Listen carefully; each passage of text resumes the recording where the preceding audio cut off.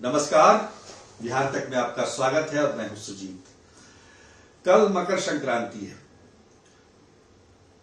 खरवास की समाप्ति भी है, यानी कि शुभ दिनों की शुरुआत।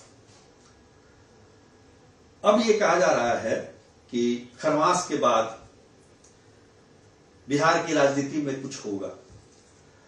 आप गौर करेंगे कि हर साल मकर संक्रांति के बाद कहा जाता है, खरवास के बाद मतलब मकर संक्रांति के उपरांत मतलब खरवास खत्म होने के बाद बिहार की राजनीति में कुछ उथल पुथल होगा।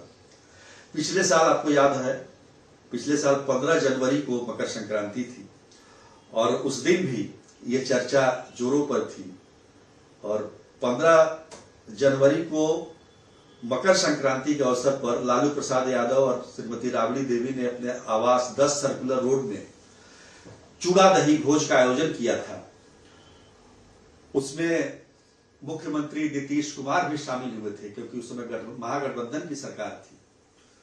लेकिन उसके ठीक 13 दिन बाद यानी कि 28 जनवरी 2024 को नीतीश कुमार ने पाला बदल लिया और वो बीजेपी के साथ चले गए और अभी एनडीए की सरकार चल रही है। उससे पहले भी आप देखेंगे कई बार चूड़ा दही के भोज के बाद राजनीतिक परिवर्तन बिहार में हुए हैं। और इसी को आधार मानकर जो हमारे पत्रकार बंधु हैं लगातार अटकलें लगा रहे हैं कि इस बार भी कहीं हो सकता है कहीं बदलाव ना हो जाए। देखिए, अभी आज की बात करें तो आज 13 जनवरी से ही दही चूड़ा भोज की शुरुआत हो गई है। आज वैसे तो पूर्णिमा है और सबसे बड़ी बात है कि इस साल तो महाकुंभ का आयोजन भी हो रहा है प्रयागराज में। तो ये अलग ही एक इसका उमंग है, एक अलग छटा है मकर संक्रांति की। तो आज बिहार के उप मुख्यमंत्री विजय कुमार सिन्हा ने अपने यहाँ दही चूड़ा का भोज किया, भव्य आयोजन हुआ। मुख्यमंत्री नीतीश कुमार पहुंचे, उसमें बिहार के राज्यपाल पहुंचे, तमाम छोटे बड़े सभी नेता मंत्री पहुंचे वहां पर। लेकिन ये इसकी शुरुआत है। ये सिलसिला मकर संक्रांति के अवसर पर दही चूड़ा भोज देने का जो सिलसिला है वो कल, मूल रूप से तो कल ही है, लेकिन उसके बाद 15-16 तक ये जारी रहेगा। अब कल जो है कहा जा रहा है कि लालू प्रसाद यादव ने अचानक तय किया कि वो मकर संक्रांति के अवसर पर दही चूड़ा का भोज करेंगे। अचानक ये समाचार आया है। तो अब लालू प्रसाद यादव दही चूड़ा का भोज दे रहे हैं। निश्चित तौर पर दही चूड़ा का भोज देने का उनका एक लंबा इतिहास रहा है। इतिहास की बात करें तो बिहार में 1994-95 के बाद से दही चूड़ा का भोज देने का एक प्रचलन की शुरुआत हुई। सबसे शुरुआत में कहा जाता है कि जनता दल यू के जो अध्यक्ष रहे हैं वशिष्ठ नारायण सिंह, उन्होंने इसकी शुरुआत की थी 1994 में। और उसके बाद अगले साल से 1995 से लालू प्रसाद यादव ने इस परंपरा को पूरी शिद्दत से निभाया। हालांकि हम देखेंगे कि बीच में उनके जेल जाने की वजह से 2018 से लेकर 18-19 अब या फिर उसके बाद कोरोना का काल हो तो 4-5 सालों तक लालू के आवास में चूड़ा दही का आयोजन नहीं किया गया, भोज का आयोजन नहीं किया गया। लेकिन फिर ये इसकी शुरुआत हुई 22 से और होते होते अब पिछले साल भी ये आयोजन किया गया था, 24 में भी किया गया था, 23 में भी किया गया था। तो हर बार आप दही चूड़ा के भोज के आयोजन पर नेताओं के बॉडी लैंग्वेज से ये समझ सकते हैं कि आने वाले समय में बिहार में क्या राजनीतिक उथल पुथल होने वाला है। तो लालू यादव का भोज जो है काफी महत्वपूर्ण हो जाता है राजनीतिक तौर पर कल। उसके बाद आप देखिए बीजेपी की तरफ से किसान मोर्चा भी ने भी दही चूड़ा के भोज का आयोजन किया है। चिराग पासवान भी कल भोज दे रहे हैं। उसके बाद हम कह लें कि पशुपति पारस वो 15 तारीख को देंगे उसका भोज। मद्य निषेध मंत्री हैं वो भी जो रत्नेश सदा हैं वो भी 14 तारीख को ही भोज का आयोजन कर रहे हैं। लेकिन वशिष्ठ नारायण सिंह चूंकि अस्वस्थ हैं तो उनकी तरफ से पिछले कुछ वर्षों से भोज का आयोजन नहीं हो रहा है। तो कहने का मतलब यह है कि इस भोज को लेकर काफी सियासत बिहार में पिछले 10 वर्षों में देखी गई है, इसलिए इस भोज का महत्व भी बढ़ जाता है। कौन नेता आ रहा है, कौन नहीं आ रहा है, कौन जा रहा है, ये सारी चीजें आपको इसमें देखने को मिलती है। इफ्तार में भी यही स्थिति होती है। इफ्तार की पार्टियां जो होती हैं वो भी, उसमें भी सियासत के दौर चलते हैं और नेताओं का आना जाना उसमें भी लगा रहता है। उस वहां के भी बॉडी लैंग्वेज को हम लोग देखते हैं।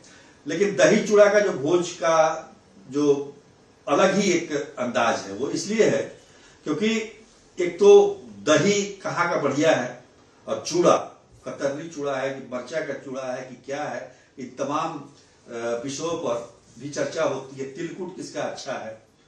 और जहां तक सियासत की बात है तो मुझे याद है कि 2016 में जब महागठबंधन की नई सरकार बनी थी 2015 के नवंबर में और 16 के जनवरी में काफी भव्य आयोजन 10 सर्कुलर रोड में लालू प्रसाद यादव ने श्रीमती राबड़ी देवी के आवास में इस भोज का आयोजन किया था। उसमें मुख्यमंत्री नीतीश कुमार पहुंचे थे और उसमें लालू प्रसाद यादव ने दही का तिलक लगाया था नीतीश कुमार, ये कहते हुए कि ये भगवान विष्णु का तिलक है और ये तिलक लगाने के बाद जितने ग्रह गोचर हैं, जितने बीजेपी के जो मतलब ग्रह गोचर है वो खराब हो जाएंगे और ये जो गठबंधन है महागठबंधन और नीतीश और लालू का गठबंधन जो है वो 20 सालों तक चलेगा।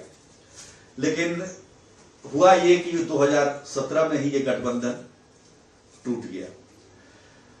तो उसके बाद भी आप देखेंगे कि पिछले साल 2024 में भी ये लग रहा था कि महागठबंधन नीतीश कुमार छोड़ेंगे, लेकिन फिर भी वो मकर संक्रांति में 5 मिनट के लिए ही गए जरूर उस भोज में और उन्होंने उपस्थिति दर्ज कराई और कुछ ही दिनों के बाद वो फिर बीजेपी के साथ चले गए। तो इसलिए इसका राजनीतिक महत्व बढ़ जाता है। अब लालू प्रसाद यादव कल भोज दे रहे हैं, निश्चित तौर पर नीतीश कुमार को भी आमंत्रित करेंगे। वो जाएंगे कि नहीं जाएंगे इस पर काफी कुछ निर्भर करेगा। लेकिन एक है कि लालू प्रसाद यादव के यहाँ का जो भोज है उसका एक अलग ही मजा है। और एज मतलब पत्रकार के तौर पर मैं कह सकता हूं कि लालू प्रसाद यादव, आपको याद होगा 2005 से लेकर और 2010 तक उनकी सरकार बिहार में नहीं थी, 15 तक माफ कीजिएगा, 2015 तक उनकी सरकार बिहार में नहीं थी। उस दौरान उन्होंने बहुत ही शिद्दत से, बहुत ही तरीके से दही चूड़ा के भोज का आयोजन किया और बहुत आग्रह से अपने ही परोसते थे। दही है देखिए एकदम ताजा, एकदम दही जो है दियारा का दही और मोटी छाली वाली दही खिलाते थे और बड़े प्यार से सबको। और एक बार तो ऐसा भी हुआ कि उन्होंने जितने भी ब्राह्मण पत्रकार थे उनको उन्होंने दक्षिणा भी दिया। तो खैर दक्षिणा मिलने का ब्राह्मणों को ये सेवा करने से ये हुआ कि वो सत्ता में आ गए कुछ दिनों के बाद फिर से बिहार में। हालांकि आप देखिएगा कि 2004 से 2009 तक तो केंद्र में रेल मंत्री भी रहे हैं। तो निश्चित तौर पर ये जो बनता है, जैसे कि अब जो 2016 में नीतीश कुमार जब गए पहली बार उनके यहाँ दही चूड़ा का भोज खाने के लिए, तो वो दही चूड़ा चम्मच से खाने लगे। तो लालू यादव ना ना ना चम्मच से खाने वाला चीज ना, हाथ से खाइए, हाथ से। तो चम्मच से तिलकुट नहीं टूटेगा।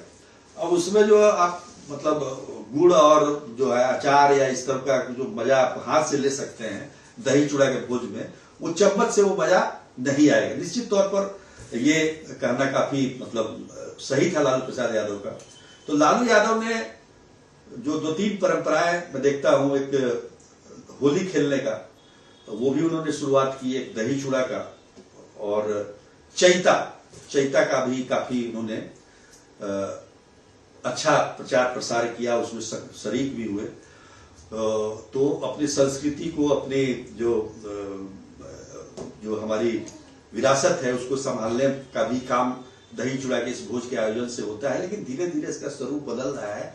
अब इसमें राजनीति ज्यादा घुस गई है, और तिलकुट में तो मिठास पहले ही जैसी है, लेकिन कहीं ना कहीं राजनीति का छौक हर एक जितने भी आजकल पर्व त्योहार हो रहे हैं उसमें देखने को मिल जा रहा है। तो आप लोगों को मकर संक्रांति की बहुत बहुत शुभकामनाएं। आज के लिए इतना ही, तब तक के लिए नमस्कार।